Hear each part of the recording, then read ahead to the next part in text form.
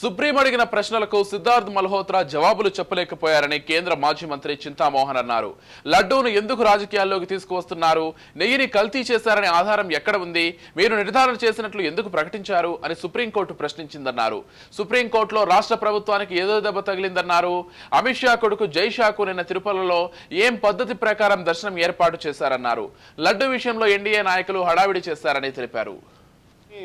ధర్మాసనం మీకు ఎవిడెన్స్ ఎక్కడుంది, నెయ్యిని కల్తీ చేసినట్టుగా ఎవిడెన్స్ ఎక్కడుంది?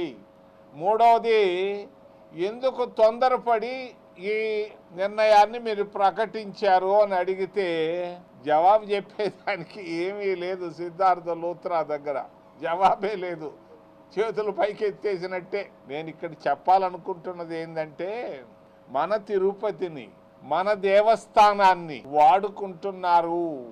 10 రోజులుగా కూటమి ప్రభుత్వం బాగా వాడేసింది తిరుమల తిరుపతి దేవస్థానాన్ని లడ్డు విషయంలో.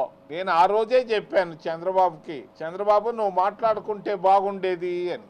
ఈఓ కూడా శ్యామలరావు కూడా పప్పులో కాలేశాడు, తొందరపడ్డాడు.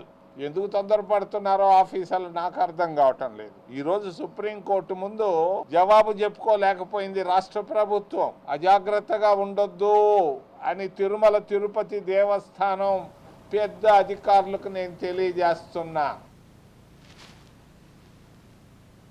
ధర్మాసనం